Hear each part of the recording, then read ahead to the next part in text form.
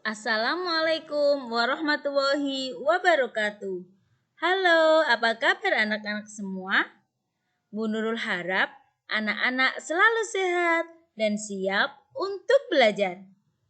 Hari ini kita akan belajar kelas 4 tema 8, daerah tempat tinggalku. Subtema 3, bangga terhadap tempat tinggalku. Pembelajaran 1. Mari kita belajar dengan penuh semangat. Anak-anak, perhatikan ya gambar berikut. Siti dan Lani bermain sepeda di taman dekat tempat tinggal mereka. Siti dan Lani bersyukur karena tempat tinggal mereka dekat dengan taman. Mereka bangga dengan lingkungan taman. Taman bersih, terbebas dari sampah. Saat bermain sepeda, Siti memboncengkan Lani. Tiba-tiba ban sepeda Siti bocor. Lani pun turun dan boncengan sepeda. Mereka akan membawa sepeda ke bengkel. Siti menuntun sepeda dan Lani mendorong sepeda dari belakang. Sepeda pun bisa bergerak maju. Itulah contoh hubungan, gaya, dan gerak benda. Nah, bagaimana ya contoh hubungan gaya dan benda yang lainnya? Yuk, perhatikan selanjutnya. Siti dan Lani mencari bengkel sepeda untuk menambal ban sepeda. Siti merasa lapar. Tiba-tiba terdengar suara ting ting ting. Di seberang jalan terlihat penjual bakso dorong lewat. Penjual bakso mendorong gerobaknya dan sesekali berhenti untuk membunyikan mangkok sebagai tanda bahwa ada bakso.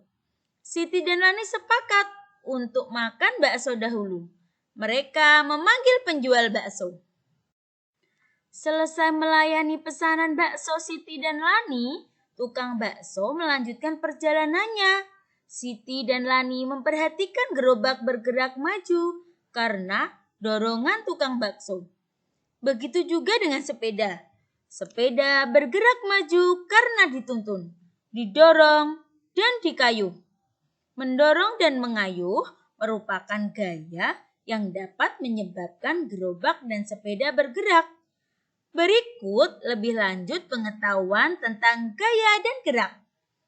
Ayo, masih ingatkah anak-anak dengan pembelajaran di subtema 1 dan subtema 2 yang membahas tentang gaya dan gerak? Untuk melakukan gaya, kamu perlu tenaga. Nah, bagaimana hubungan gaya dan gerak dalam kehidupan sehari-hari? Dalam kehidupan sehari-hari, banyak loh peristiwa yang menunjukkan bahwa ada hubungan antara gaya dan gerak. Berikut beberapa contoh hubungan gaya dan gerak. Yang pertama, gaya mempengaruhi benda diam menjadi bergerak. Perhatikan gambar berikut.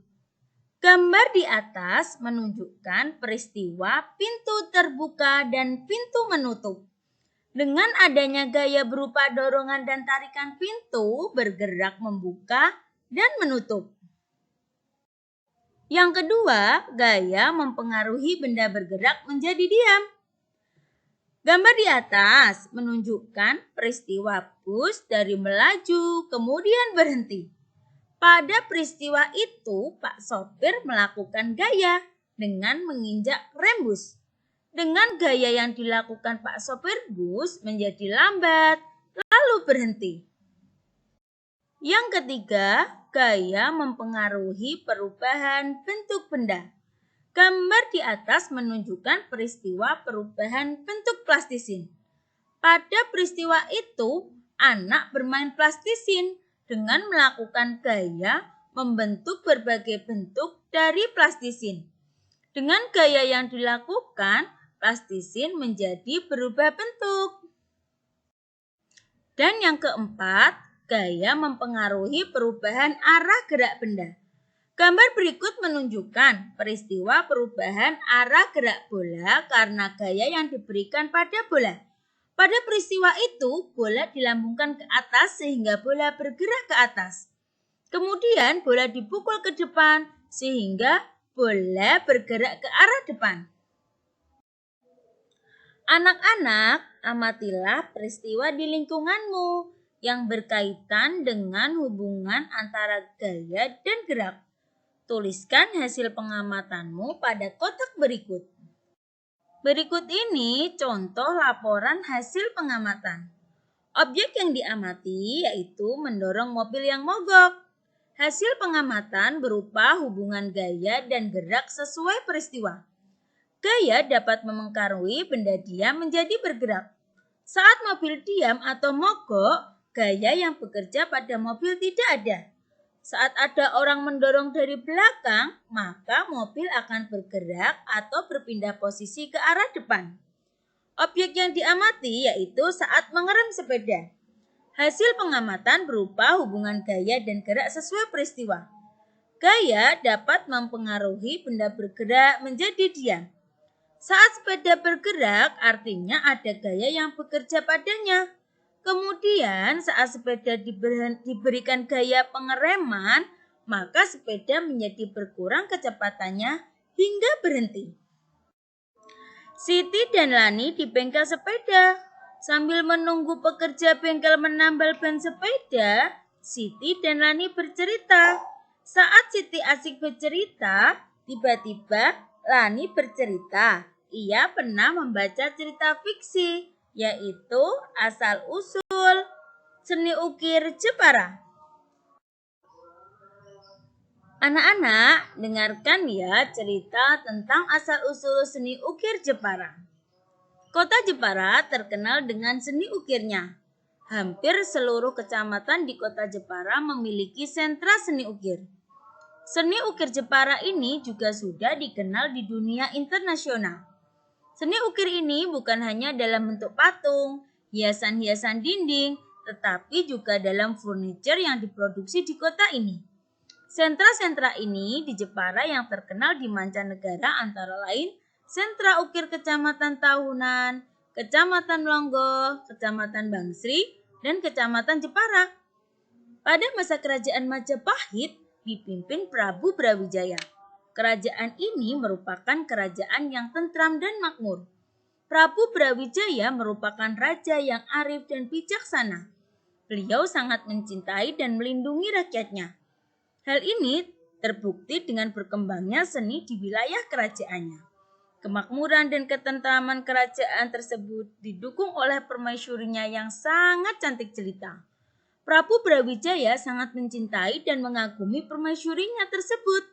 Sebagai ungkapan rasa kagum dan cintanya terhadap permaisuri tersebut, Prabu Brawijaya ingin mengabadikannya dalam lukisan. Pada masa itu, di kerajaan Majapahit, hiduplah seorang seniman besar yang bernama Prabangkara. Lukisannya indah dan terkenal di seluruh Nusantara. Kebesaran namanya terdengar pula sampai di telinga Prabu Brawijaya. Suatu hari Prabu Brawijaya mendatangi Prabangkara dan Gayeng pun bersambut. Prabangkara, saya sudah mendengar kebesaranmu di seluruh antero negeri ini. Saya juga mendapat laporan dari prajurit-prajuritku bahwa engkau satu-satunya pelukis terkenal di negeri ini. Titah Prabu Brawijaya. Terima kasih Baginda atas pujian yang hamba terima dari Baginda. Jawab Prabangkara. Hamba siap menerima apapun titah dan perintah Baginda. Lanjut Prabangkara. Benar hambaku, saya hendak mewujudkan rasa cinta dan kekagumanku pada permaisuriku. Untuk itu, saya perintahkan kepadamu untuk membuat lukisan permaisuriku seindah mungkin. Perintah Prabu Brawijaya. Iya Baginda, hamba siap melaksanakan titah Baginda. Jawab Prabangkara. Setelah menerima perintah sang raja, Prabangkara melakukan persiapan terlebih dahulu. Sebelum melakukan perintah tersebut, Prabangkara melakukan lelaku terlebih dahulu. Lelaku tersebut antara lain puasa 7 hari, mute atau makan tanpa rasa, dan ngeruwot atau hanya makan buah-buahan, dan mendem atau makan makanan yang berasal dari tanah atau umbi-umbian. Setelah selesai melakukan lelaku, Prabangkara mulai melukis sang permaisuri. Bagian per bagian tubuh permaisuri dilukisnya di atas kanvas yang tersedia. Dengan sepenuh jiwa dan raga, dia menyelesaikan lukisan itu. Setelah dirasa selesai dengan sempurna, lukisan itu masih juga dilihat dan disempurnakannya kembali agar kelak Prabu Brawijaya puas dan bahagia menerimanya. Ketika Prabangkara sedang memperlihatkan dan mengagumi lukisan permaisuri tanpa busana yang dilukisnya sendiri, tiba-tiba tangan Prabangkara menyenggol salah satu alat lukisnya. Alat tersebut mengenai bagian tertentu dari lukisan yang dibuatnya itu dan meninggalkan noda di salah satu bagian tubuh lukisan permaisuri tersebut. Aduh, bagaimana ini? Prabu Brawijaya pasti murka kalau lukisan ini jadi kotor seperti ini. Kuman Prabangkara. Padahal besok saya harus menyerahkan lukisan itu kepada sang Prabu, katanya dalam hati.